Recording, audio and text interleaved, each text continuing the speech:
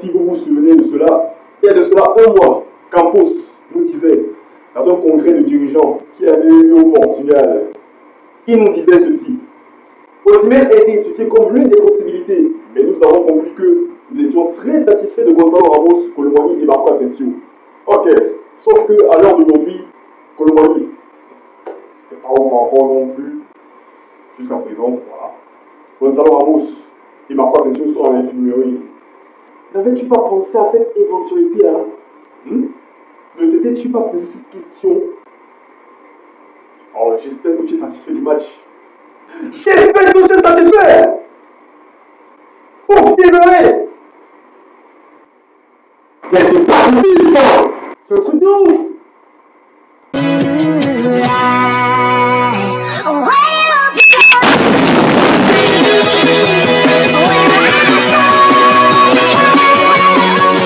Débrief et actu par Jeff Defana.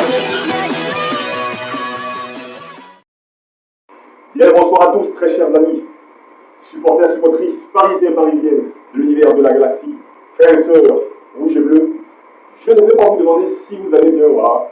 Je ne suis pas là pour me foutre de votre gueule, parce que vous imaginez à quel état je suis en ce moment. Voilà. Donc, on va débriefer ce match qui comptait pour la deuxième journée de phase de Ligue de l'UEFA, enfin, vous voyez, j'y arrive plus, Ligue des Champions, entre Arsenal et Arsenal contre notre Paris Saint-Germain. Le match se déroulait le mardi 1er octobre 2024 à 21h à l'Emirates Stadium. Voilà. Et je dois dire quand même que le match, bon, à l'image du montage de mon intro de la vidéo, voilà. C'est exactement ce qui s'est passé. On a coulé là-bas à l'Emirates. On a coulé là-bas à Londres. Et on va parler tout de suite des amis, on n'a pas de trapèze. Mais de toutes les façons, comme d'habitude avec cette équipe-là, vous savez, c'est devenu un rituel. Qui dit deuxième journée de phase de ligue ou de phase de poule, peu importe, bref, c'est presque pareil. À l'extérieur, en Angleterre, c'est forcément des fêtes. Hein? L'année dernière à Newcastle, deuxième journée, on s'était pris une grosse tour monumentale là-bas. Franchement, je ne sais pas pour oublier ça. Pareil, vous mes frères parisiens, imagine. Et là maintenant, on joue encore en Angleterre, cette fois-ci à Londres, et là forcément, vous attendiez à quoi? À la coup de notre défaite, qu'on aurait même pu cette fois se limiter concernant une personne. C'est un truc de fou, cette équipe. Franchement là, et on va commencer tout de suite avec la compo d'équipe que je vous affiche juste ici. Alors, nous avions Donnarumma qui faisait son grand retour dans les buts. Et lui, on va en parler. Hein. Alors lui, franchement, oh monsieur, prépare-toi. En chaîne centrale, nous avions Pacho et Marquinhos, Chanel titulaire. En piston, nous avions à gauche Nuno Mendes et à droite Achraf Hakimi. En milieu récupérateur, nous avions Vitinha. Les deux milieux offensifs, Zéhri sur le côté droit et João Neves sur le côté gauche. Maintenant, en attaque, Barcola en ailier gauche, Désiré Doué en ailier droit et Kamigli en faux neuf. Je tiens à rappeler que Dembélé ne fut pas là car il fut suspendu, sanctionné par Luis Enrique au cours de la discipline dont il a fait preuve. Donc, monsieur arriva en retard à l'entraînement et en plus, il s'est pris à la tête avec Luis Enrique sur un entretien de tactique, je ne sais plus trop, voilà. Il s'est pris à la tête avec Luis Enrique, chose que le coach n'a pas admis. Je peux le comprendre. Alors les gars, vous savez, c'est peut-être mon idole, voilà.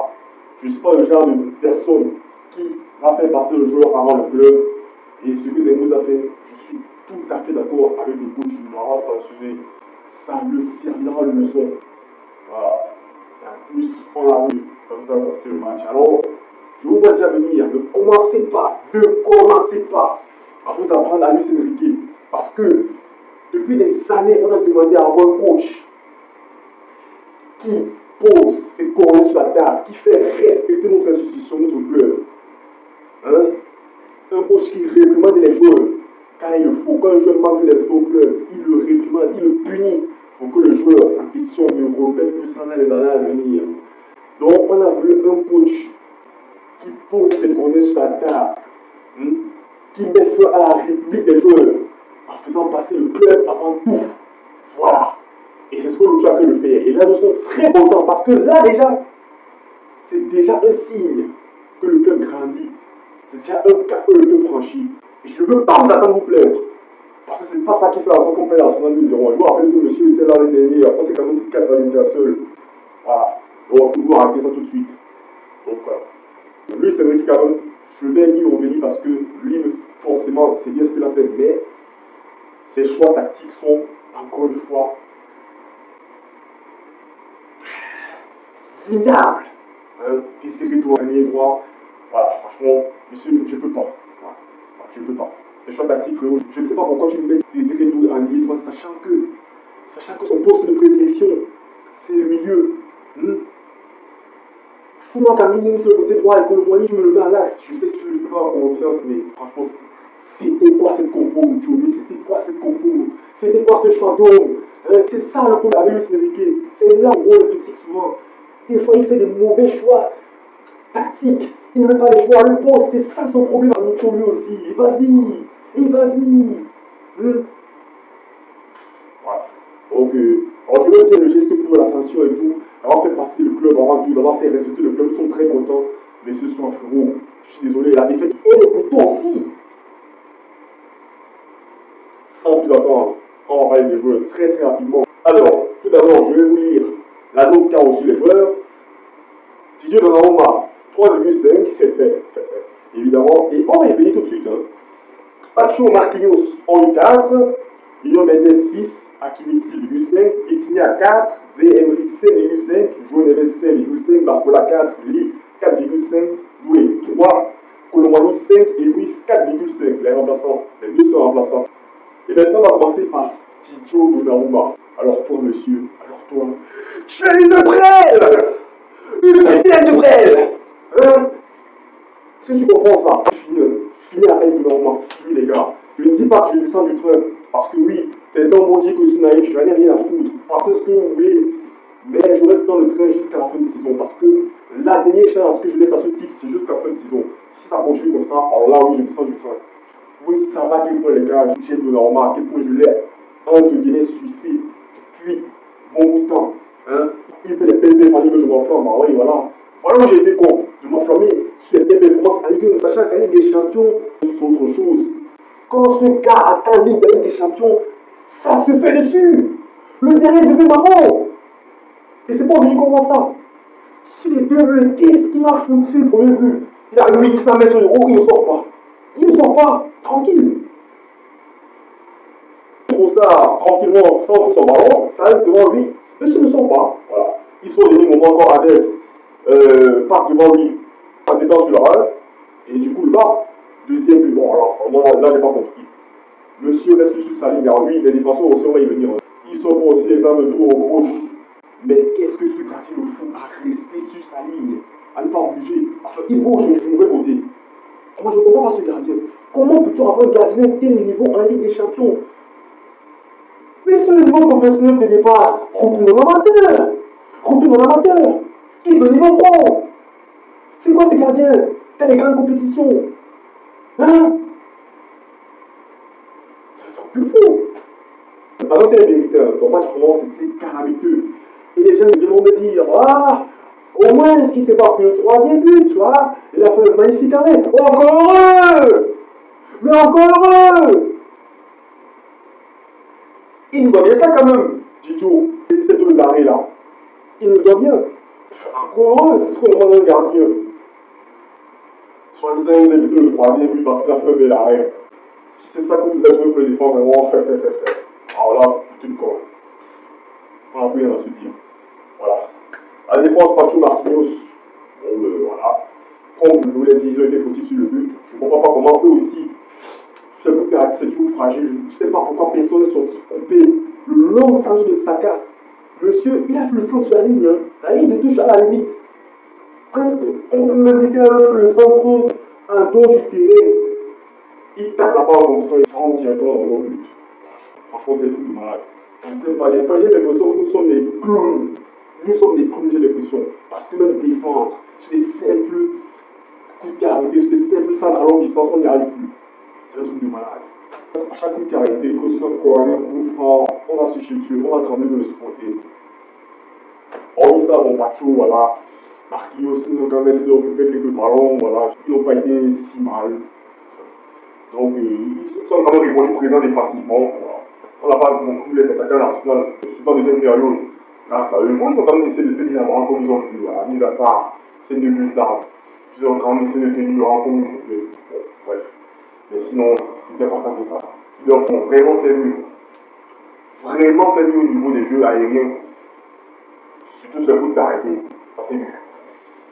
Nuno Mendes, qui pour moi fut le meilleur parisien, a essayé de créer de belles occasions. On a eu Farman qui frappait à taper le poteau extérieur qui est sorti en premier mi-temps. Voilà. Voilà, il a porté beaucoup offensivement.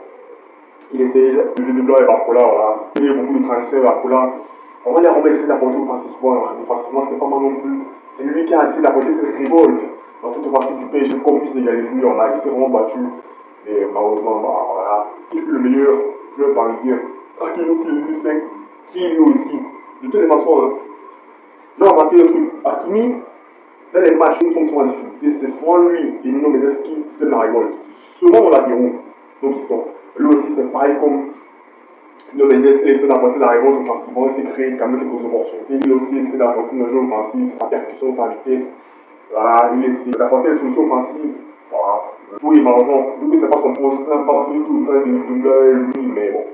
Hakimi quand même s'est montré très offensif, comme on a souvent l'habitude de le voir, surtout si on quatrième attaquant entre Guéret et voilà, le s'est donné, mais bon, voilà. C'était très compliqué ce soir-là. Milieu de terrain, Vitinha, très compliqué le match de Vitinha, voilà, il avait les ballons, il avait du mal, franchement le milieu d'Arsenal était très costaud en face, je ne peux pas la remplacer, on savait que ça allait être très difficile de toute façon, on savait que ça allait être dur. Donc le milieu d'Arsenal était en face, c'était très costaud, il a perdu des ballons, il était en difficulté, il n'arrive pas à gagner les duels. Voilà, il n'arrive pas à trouver ses partenaires aussi sur le côté. Ah, il était vraiment dans le dur, il signale, voilà, c'était un match compliqué pour lui. Zé est pris 5,5. Bon, lui, quand même, voilà, là, l'impact, il a essayé de répondre présent, voilà, il a essayé de récupérer des ballons, de jouer bien avant, d'apporter quelques petites solutions offensives.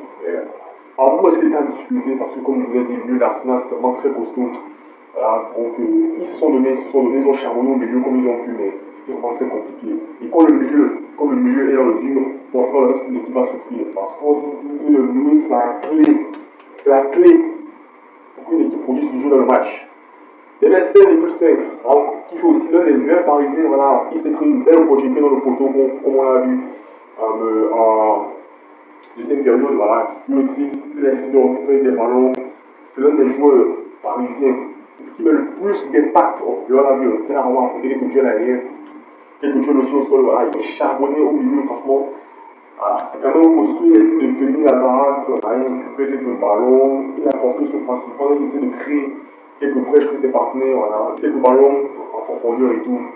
Il s'est donné, mais bon, c'était compliqué. Le reste de l'équipe, malheureusement, n'était pas à leur niveau, parce que lui, quelques Parisiens sont plus du lot. Alors, je vous donne une fois. Donc, Joël Neves,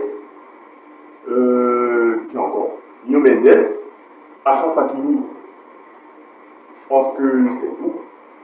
Et enfin, Didier Donnarumma. Et Barcola aussi, avec des irréguliers. Malheureusement, c'était compliqué pour eux. Et maintenant, justement, je vais terminer par les attaquants. Barcola qui a eu 4. Ouais, c'était dur, voilà. Il a essayé d'apporter de la percussion sur le côté de la technique. Malheureusement, il est tombé sur d'excellents défenseurs, à l'image de William Saliba, voilà. C'était compliqué, de Gabriel aussi. Voilà, il était dans le dur, il n'arrivait pas à passer. Il était sur de l'occasion, mais c'était compliqué, voilà. On joue gagné une 4,5, forcément c'était compliqué pour lui aussi.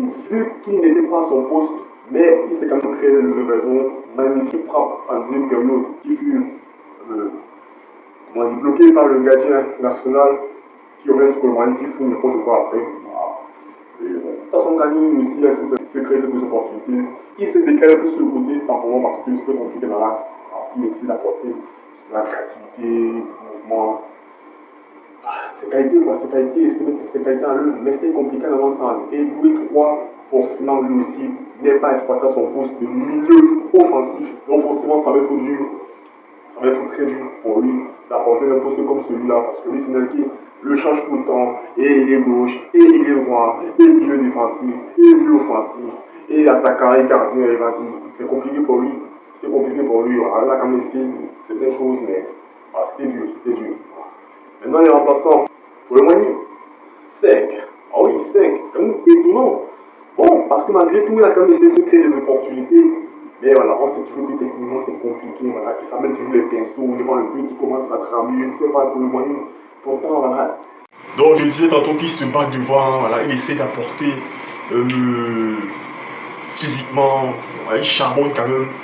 Alors, il se donne, mais c'est pas suffisant. Et en plus, c'est facile d'avoir 5, vu qu'il était remplaçant, vu qu'il entre en jeu. Mais il essaie d'apporter quelques bonnes choses en entrant, mais c'est vraiment pas suffisant. Et pour finir, Fabien Ruiz 4,5. Bon, franchement, lui, je sais quoi dire sur lui. Voilà. Alors, lui, bon, il s'est quand même procuré une opportunité. Sa frappe qui est partie au-dessus. Il fallait quand même tenter cette frappe parce qu'on n'arrivait même pas à se créer des opportunités. Donc, c'était ce qu'il y avait de mieux à faire. Bon, mais j'ai pas trop fait attention à son match. Bah oui, hein, c'est compliqué parce que, une fois de plus, j'ai eu du mal à regarder le match. J'ai dû regarder un petit résumé qui n'a pas million. À cause de cette branlée de Canal+, encore une fois de plus, qui ont décidé de bien nous faire chier cette saison, de nous mettre dans la galère. Et franchement, voilà, j'ai pas envie de dégueuler encore ma dessus. Ce fut déjà le cas au début précédent. Donc je ne vais pas commencer encore à retomber encore dans mes travées. Voilà. De toute façon, on sait comment ces bâtards vont fonctionner cette année. Maintenant, ça va être compliqué, ça va être chaud. De toutes les façons, j'espère trouver des solutions à l'avenir pour pouvoir regarder des matchs. Parce que là, vraiment, c'est très compliqué. Donc voilà, donc j'ai pas eu l'occasion de trop voir ce que Ruiz apportait dans le match. Bon, alors lui, je sais quoi dire sur lui, c'est quand même quelques opportunités. Ah, il a aussi laissé quelques petits trucs là, mais voilà, sans plus. Je ne sais quoi dire d'autre sur lui. Voilà. Et donc, au niveau des remplacements, comme je le disais, nous avions eu Désiré Doué qui est sorti et a été remplacé par Colomani à la 64e minute. Et toujours à la 64e minute, Vitinha est sorti et Fabien Ruiz l'a remplacé. Donc l'autre jour, on a procédé qu'à 2 changements. On va savoir pourquoi. Peut-être qu'il a considéré que ce n'était pas nécessaire de trop faire entrer les joueurs pour changer la donne du match. Bon, oui, terminé 2-0. C'est vrai que ce serait un peu bizarre de faire entrer plus de joueurs pour essayer de changer l'addition. Après, c'est lui qui voit. Hein. Voilà. De toutes les façons, ce qui est fait est fait. Le respect est là maintenant, on fait avec. Voilà, que dire, le match fut compliqué. De toutes les façons, on le savait, Calimir, ça allait être dur. Mais en tant que supporter parisien, fervent et fidèle supporter parisien, on avait quand même le droit à la légitimité d'y croire. Parce que voilà, quand même, on supporte notre équipe. Même si on sait que notre équipe est limitée cette saison, que ça va être très difficile. Voilà, on a quand même le droit d'y croire. Le fait est que ce fut très dur. Les 2 erreurs qui ont plombé le match, je ne suis pas sûr. Sans ces erreurs-là, le match aurait été le même. Donc, encore une fois, hein, de toutes les façons, c'est toujours comme ça le PSG. Nos défaites sont toujours frustrantes. C'est pas des défaites qu'on a méritées, quoi. C'est des défaites toujours où on donne le bâton, voilà, pour se faire battre. Voilà, c'est un peu ça. On donne toujours le bâton pour se faire battre. Encore une fois, et ce fut le cas. Sinon, je pense pas que le match aurait été le même. Maintenant, le prochain match sera contre le PSV. Il faudra donc vite se réveiller. Voilà. Il faudra vite se réveiller parce qu'on perd du terrain déjà au classement. Nous sommes, je crois, 18e. Voilà. Non, 19e, c'est Lille qui, grâce à une magnifique victoire face au Real. Et vraiment, toutes mes félicitations à nos amis lillois. Lille est devant nous au classement avec la même différence de but, -1. Et nous sommes 19e. On perd du terrain, les gars. Il faut vite qu'on se réveille. Prochain match contre le PSV, qu'on prenne les points, qu'on marque beaucoup plus de buts pour vite remonter au classement. Et j'espère à la fin, pourquoi pas, terminer parmi les 8 premiers. Donc ce n'est pas encore fini, les gars. Il ne faut pas commencer à s'alarmer. Oui, des fêtes quand même frustrantes, mais ce n'est pas la fin. Parce que je vous vois déjà venir. On dirait que nous sommes déjà éliminés. Pourtant, ce n'est pas encore le cas. Donc j'espère seulement que le Lucho va me changer les choses à l'avenir, qui va pas commettre les mêmes erreurs, que les joueurs seront aussi au niveau, s'il vous plaît, au prochain match. Parce qu'il le faut. Voilà. On n'a pas envie de se taper la honte encore une fois. Vraiment, évitez-nous ça, les gars, s'il vous plaît. Donc voilà ce que j'avais à dire pour ce débrief. Voilà, je ne veux pas m'éterniser là-dessus. Donc, comme d'habitude, n'hésitez pas à vous abonner, liker la vidéo si elle vous a plu, partager. Voilà. Activez la cloche de notification pour ne rien manquer de mes prochaines vidéos parce que je continue à rattraper mon retard au fur et à mesure. Voilà. Les prochaines vidéos sortiront les jours à venir.